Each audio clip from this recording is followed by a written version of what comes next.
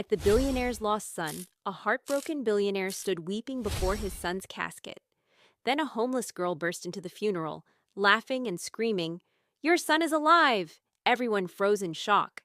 And the truth she revealed changed everything forever. Marcus Reynolds stood before the mahogany casket, his entire world collapsing around him. This was the man who built a tech empire from nothing, whose sharp mind and fearless decisions made him a legend in Silicon Valley. But today, none of that mattered. The Rolex on his wrist, his father's last gift to him, felt meaningless. His penthouse overlooking Manhattan, his fleet of luxury cars, his billions in the bank, all of it was worthless without his son. Around him, relatives whispered behind their hands, "Look at all those limousines blocking the street. Marcus must have spent a fortune on this funeral." Another voice joined in, "Money can buy everything except what he needs most right now. A father's grief is the same whether you're rich or poor."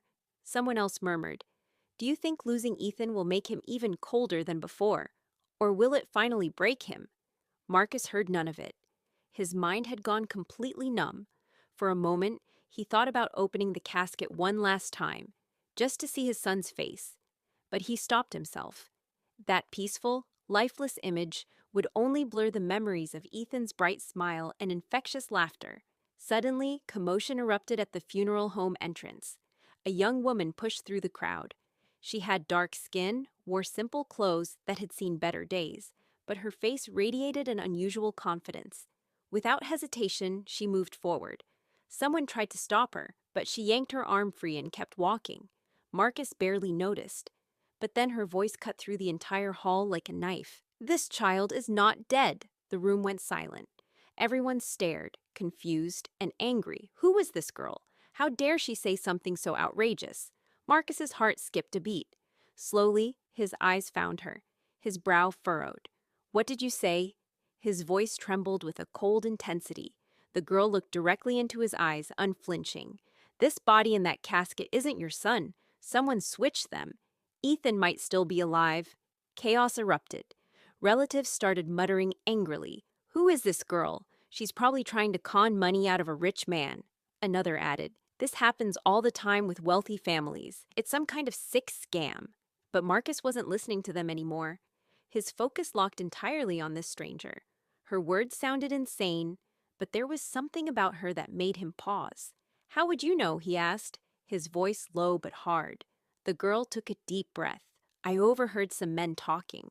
They said Ethan's body was replaced with someone else's. They also said the real Ethan has a birthmark shaped like a star on his shoulder." Marcus's fingers went ice cold. The star-shaped birthmark. Ethan had, it since birth, a small but distinct mark on his left shoulder. It wasn't something most people knew about. Even many of his relatives had never noticed it. How could this homeless girl possibly know? His mind raced. If she was telling the truth, that meant his son was still out there somewhere. But if she was lying, this was just a cruel attempt to exploit a grieving father. The crowd was yelling now, demanding she be thrown out. "This is disrespectful! Get her out of here!" But Marcus raised his hand for silence. He stepped closer to the girl, his voice dropping to a dangerous whisper. "If you're lying to me, you'll pay for it." The girl held her breath for a moment, then found her courage. "If I'm telling the truth, are you ready to find your son?" Something ignited in Marcus's eyes. That question echoed in his soul. He couldn't waste another second. He grabbed the girl's hand and headed for the door. Behind them, relatives and guests shouted in confusion, but Marcus didn't look back. The casket remained there, but now a terrible question haunted him. Was Ethan really inside? And if not, where was he? Marcus's black Mercedes pulled up to a dark, desolate alley. The engine cut off, and an eerie silence filled the air. The girl, whose name was Riley, sat beside him, her breathing uneven. Marcus stepped out without a word and scanned the area. Riley followed. "This is where I heard those men talking," she said quietly. The alley was abandoned, scattered wooden planks, crumbling walls, and old cardboard boxes everywhere. Everything looked lifeless. But Marcus's eyes searched every corner, looking for anything that might lead him to Ethan. He moved forward slowly, carefully examining each spot. Then something caught his eye. About 20 feet away, something red and shiny lay on the ground. His heart began pounding. He rushed over and bent down to pick it up. It was a small toy car, worn but still recognizable. Marcus's fingers trembled as he held it. This is Ethan's car," he whispered. His voice cracked with emotion. Riley looked at him in surprise. "Are you sure?" Marcus took a shaky breath. "Absolutely. Ethan carried this car everywhere. If it's here, that means he was here too. Or someone brought him here." Riley glanced around nervously, searching for more clues. But there was nothing else, no other signs, no evidence that might tell them what happened next. Marcus's heart hammered in his chest. If Ethan had been here, where was he now? Was he taken somewhere else by force? Was he still alive? Or was there something darker at play that he couldn't yet understand? His head spun. He was so close to finding his son, yet still so impossibly far. With deep frustration, he pulled out his phone and dialed a number. "Daniel, I need you. Now." On the other end, there was a brief silence. Then a deep, gravelly voice responded. "Marcus, it's been a long time. What's going on? My son is missing. This isn't just a kidnapping. Something bigger is happening. I need information on everyone connected to this case." Daniel's voice turned serious.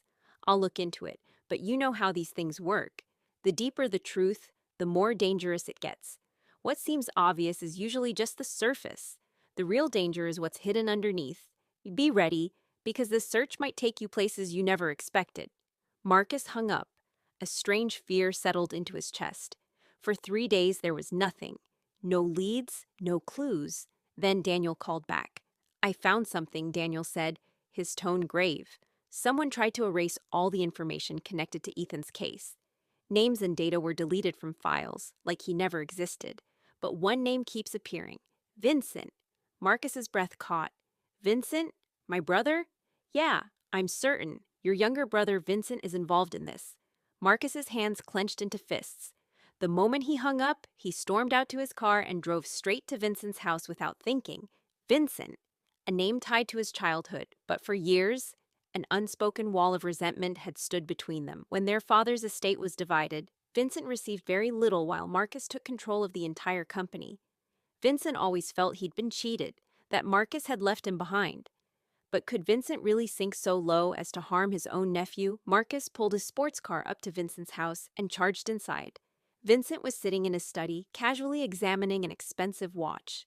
When Marcus burst in, Vincent looked up slowly. No panic, no fear, just a slight smile. "Where's Ethan?" Marcus demanded. Vincent tilted his head. "How would I know?" Marcus's patience snapped. "Don't play games with me, Vincent. I traced your financial activity. Right after Ethan disappeared, you made massive cryptocurrency transactions. What are you hiding?" Vincent turned the watch in his hand and sighed. "Marcus, sometimes knowing less is better. Digging too deep only brings trouble. All I'll say is this. If you keep pushing, your life will never be the same." Marcus gritted his teeth. "If anything happened to my son, I'll destroy you, Vincent." Vincent's smile widened slightly. "If I had information about your son, do you really think I'd just hand it over?" Marcus took a deep breath. He knew Vincent was a master manipulator. Without solid proof, he'd never admit anything. But there was something in his eyes that confirmed it. Vincent knew something. Without another word, Marcus turned and walked out. Riley was waiting by the car, anxious. "Did he confess?" Marcus shook his head. "No, but I'm sure he's involved." Riley's eyes filled with concern. "If he really is part of this, we need more evidence." Marcus clenched his fists. Now the question was, why did Vincent do it? Was this just revenge against his brother? Or was this entire conspiracy part of something even bigger? Marcus's car tore through empty streets at top speed. Riley sat beside him, her breathing rapid. Based on information from Daniel, Ethan was being hidden in a suspicious location that looked ordinary on the outside. One thought consumed Marcus's mind. If Ethan was there, what condition would he be in?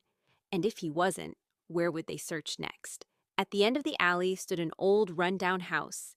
Dirty curtains hung over the windows, and the front door was half open, as if someone had tried to close it in a hurry. Riley whispered, "This is the place they mention." Marcus nodded. He surveyed the area carefully, then moved forward slowly. The door was locked from inside but didn't look very sturdy. "We could force it open, but it'll make noise," Riley warned. "We can't wait if Ethan's inside," Marcus said firmly. Riley pointed to a window that was slightly open. "We can get in this way." Without wasting time, Marcus pushed the window up a bit more and peered inside. The room was dimly lit, but what he saw shook him to his core. Ethan sat on the floor, head down, clutching a torn piece of fabric in his small hands. He was completely silent. Marcus immediately climbed through the window, Riley right behind him. "Ethan!" His voice trembled with fear and relief. He stepped forward carefully and knelt down. "Son, it's me. It's Dad." Ethan slowly lifted his head. His eyes looked distant, as if he were staring at a stranger. After a few seconds, he spoke in a small but firm voice. "Don't touch me." Marcus's heart stopped. "Son, it's me, your dad. I came to take you home." Confusion crossed Ethan's face. He gripped the fabric tighter. "Don't call me that. I don't have a dad." Marcus's breath quickened. He couldn't believe what he was hearing. "Who told you that?" Ethan's eyes filled with uncertainty. "My uncle did. He said I don't have a dad. He said I was abandoned." Marcus felt like someone had driven a knife into his chest. His hands went limp. "No, son, that's not true. I've been searching for you the whole time. I never left you." But instead of responding, Ethan backed away. "My name isn't Ethan. My name is Ryan." His voice was clear and certain. Pain flooded Marcus's eyes. Riley, who had been watching silently, stood with tears streaming down her face. She'd never imagined such heartbreak. A father who risked everything to find his son, only to have that son refuse to recognize him. Marcus had no words. He wanted to hold his boy in his arms, but he could feel that Ethan didn't even recognize him anymore. This wasn't just a kidnapping. This was psychological warfare. Someone had systematically erased Ethan's memory, reprogrammed his mind to forget his own father. Suddenly, voices came from outside. "Is someone in there?" Riley glanced at the window. Shadows of several people appeared outside. "We need to get out of here," she said urgently, but Marcus was still trying to reach his son. "Son, you have to come with me. It's not safe here." Doubt flickered in Ethan's eyes. Then the doctor burst open. 4 men rushed in, weapons in hand. "Stop right there," one shouted. Without a second's hesitation, Marcus scooped Ethan up and ran toward the back. Riley quickly grabbed a wooden chair and threw it at the men. One fell to the ground, but the others kept coming. "Get back!" one man yelled, pulling out a gun. Marcus leaped toward the door. Riley was right behind him. A gunshot rang out, but they dodged it and burst outside. Their car sat ready. Marcus placed Ethan in the seat and jumped into the driver's seat. Riley slammed the door shut. The car roared forward at full speed. The pursuers shouted behind them, but they were already too far behind. Marcus glanced in the rearview mirror. Ethan sat quietly, still looking at him like a stranger. Pain tore through Marcus's chest. He'd closed billion-dollar deals, managed massive companies, but now he had no strategy to bring back his own son's memories. Riley asked softly, "What do we do now?" Marcus looked at Ethan, who remained frozen in place. "We're going to get the whole truth out of Vincent," he said, his voice cold with rage. He knew Vincent hadn't just kidnapped Ethan. He'd tried to erase his mind, but the real question was how and why. Marcus's car raced forward at full speed. Ethan sat silently in the back seat, his tiny fingers still clutching that old piece of cloth. His eyes held a strange emptiness, as if he was physically present, but mentally somewhere far away. Marcus kept glancing back at him, but there was no recognition in the boy's eyes. It felt like losing his son all over again, right there in front of him, yet completely unreachable. Riley said nothing. She'd seen a lot in her life, but this was the most painful thing she'd ever witnessed. A father who'd gambled everything to find his son, and when he finally brought him back, the boy refused to acknowledge him as his father. Rage boiled inside Marcus. Vincent hadn't just orchestrated a kidnapping. He'd played a mental game with his son, training Ethan to forget who his father was. But why? Why would he do this? Marcus pressed harder on the accelerator. He needed answers from Vincent, no matter what. Within minutes, he pulled up in front of Vincent's house. Without hesitation, he stopped the car and pulled Ethan out. The boy didn't resist, but the confusion remained on his face. Riley followed them. Marcus pounded on the door. No answer. Fueled by anger, he shoved the door open and stormed inside. The house was as lavish as always, expensive furniture, tasteful decor, but an unsettling silence hung in the air. Vincent sat calmly in the living room, a glass of fine whiskey in his hand. His face showed no panic. In fact, there was a faint smile, as if he'd been expecting Marcus all along. "I was waiting for you, brother," Vincent said smoothly. Marcus's fury exploded. "What did you do to my son?" Vincent set his glass down slowly and stood up, looking Marcus directly in the eye. "I did what I had to do." Marcus grabbed Vincent by the collar and slammed him against the wall. "Don't lie to me. Why did you try to erase my son's memories?" Vincent's smile deepened. "You really think the world runs only on money? That's your problem, Marcus. You've always believed that." "Stop the nonsense and give me answers," Marcus roared. Vincent paused, then spoke quietly. "You've always kept me in the background. When Dad gave you the company, I said nothing. When you bought out my shares and pushed me down further, I stayed silent. But when I tried to build my own business, you sabotaged me. You never let me rise." Marcus released him and stepped back. "So you used my son for revenge?" Vincent lowered his head, then looked up. "Not revenge, brother. I just wanted to show you your real worth." Marcus's jaw clenched. "What did you teach him?" Vincent answered without hesitation. "Only what he needed to know. That he has no father. That he was abandoned. That he should only trust his uncle now." Riley, who had been silent until now, stepped forward. "Why would you fill an innocent child's mind with lies?" Vincent looked at her calmly. "Because not everything in this world can be bought with money, Riley. I wanted Marcus to feel what it's like to lose something irreplaceable." Marcus balled his fists. "But you failed, Vincent. I brought Ethan back. And I'll remind him of everything you tried to erase, no matter how long it takes." Vincent let out a long breath and laughed softly. "Good luck, brother. But remember, some wounds never heal." Marcus glanced at Ethan, who still looked confused. Everything about this house seemed familiar to him, but Marcus was a stranger. Yet Marcus had made his decision. No matter how much time it took, he would bring his son back. He took Ethan's hand and walked out. Riley followed them. Behind them, Vincent still smiled, but his eyes were hollow and empty. Marcus knew this battle wasn't over, but he'd also decided that from this moment on, no power on earth would separate him from his son again. Days turned into weeks. Marcus didn't send Ethan to therapy or psychiatrists. Instead, he did something different. Every morning, he took Ethan to the park where they used to play together. He showed him the swing where Ethan once laughed until his stomach hurt. He took him to their favorite ice cream shop, ordering the same chocolate chip flavor Ethan always loved. At first, Ethan remained distant. He'd eat the ice cream, but show no emotion. He'd sit on the swing, but not smile. Riley watched from a distance, her heart breaking for both of them. But Marcus never gave up. Every night, he'd sit by Ethan's bed and tell him stories. Stories of when Ethan was a baby, when he took his first steps, when he said his first word. Marcus would show him old photos, videos of birthday parties, Christmas mornings. "This was your third birthday," Marcus would say softly, pointing at a picture. "You wanted a dinosaur cake, and you ate so much frosting you got sick." He'd laugh gently at the memory, hoping to see even a flicker of recognition in Ethan's eyes. Then one evening, something shifted. Marcus was showing Ethan a video of them building a treehouse together. In the video, young Ethan was hammering a nail, and Marcus was guiding his small hand. Suddenly, Ethan's fingers twitched. He leaned closer to the screen. I remember this," he whispered.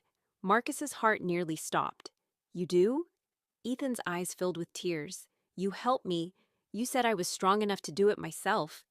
Marcus couldn't hold back anymore. Tears streamed down his face. "Yes, son. Yes, I did. Because you are strong. You've always been strong." Ethan looked up at him. Really looked at him for the first time. "Dad?" That single word shattered every wall between them. Marcus pulled Ethan into his arms and held him tight. "I'm here, son. I'm here. I never left you. I'll never leave you." Ethan sobbed into his father's chest. "I'm sorry. I'm so sorry I didn't remember." "No, no," Marcus whispered, stroking his hair. "You have nothing to be sorry for. None of this was your fault." Riley watched from the doorway, tears rolling down her cheeks. She'd helped bring them to this moment, and seeing them reunited made every risk she'd taken worthwhile. Over the following weeks, more memories returned. Ethan started calling Marcus Dad, naturally. He laughed again. He played again. The light returned to his eyes. As for Vincent, Marcus could have destroyed him. He had the evidence, the resources, the power, but instead, he made a different choice. He confronted Vincent one last time. "I'm not going to ruin you," Marcus said quietly, "but you'll live knowing that hate and revenge cost you everything. You'll live knowing that love is the one thing you can never steal." Vincent said nothing. For the first time, his cocky smile was gone. Marcus walked away with Ethan's hand in his, finally understanding what truly mattered. Not his empire, not his wealth, not his reputation. Just this, his son's hand in his, warm and real and alive. Moral of the story: the greatest wealth in life isn't money, power, or success. It's the love we share with those who matter most. Material things can be replaced, but the bond between loved ones, once broken, takes patience, forgiveness, and unwavering dedication to rebuild. True strength isn't found in revenge, but in choosing love over hatred, even when we've been deeply hurt. If this story touched your heart, subscribe for more inspiring stories that remind us what truly matters in life. Share this with someone who needs to hear it today.